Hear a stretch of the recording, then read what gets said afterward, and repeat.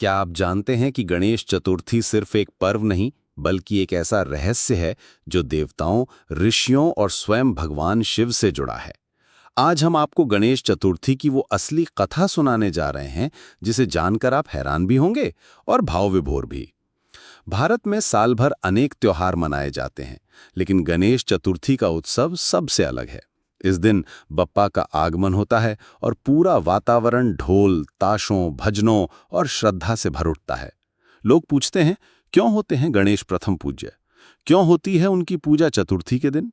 और सबसे बड़ा सवाल, गणेश चतुर्थी के पीछे कौन सा रहस्य छुपा है? इस कहानी में आपको मिलेगा धार्मिक प्रमाण, रहस्यमयी घटनाएं और वो ज्ञान जिसे जानकर आप हर बार गणेश चतुर्थी को और भी आस्था से मनाएंगे। गणेश जी का जन्म रहस्य। प्राचीन कथा के अनुसार माता पार्वती ने स्नान करते समय अपने शरीर के उबटन से एक बालक को जन्म दिया। उस बालक का नाम रखा गणेश। उन्होंने गणेश को आदेश दिया कि जब तक वे स्नान कर रही हों, कोई भी भीतर प्रवेश ना करे। इतने में भगवान शिव वहां आए।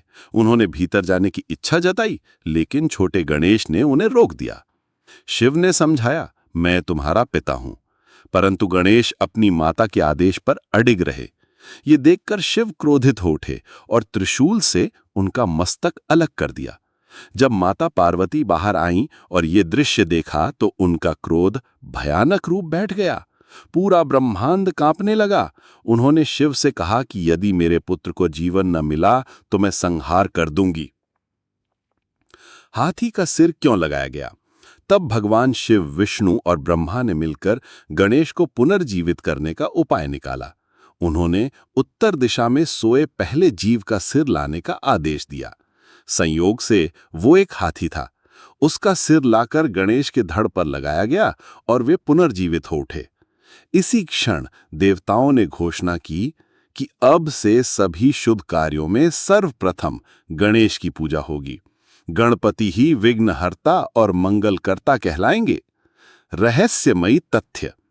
1. गणेश जी को ब्रह्मांड का प्रथम लिपिकार भी कहा जाता है, क्योंकि उन्होंने महाभारत को व्यास जी के उच्चारण पर लिखा था। 2. उन्हें एक दंत इसलिए कहा जाता है क्योंकि उन्होंने कलम की तरह अपना एक दांत तोड़ दिया था। 3.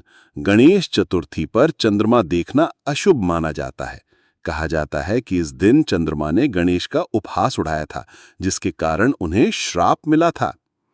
तो मित्रों, गणेश चतुर्थी की असली कथा हमें सिर्फ एक धार्मिक पर्व की नहीं, बल्कि आध्यात्मिक ज्ञान, सामाजिक एकता और जीवन जीने की कला की शिक्षा देती है।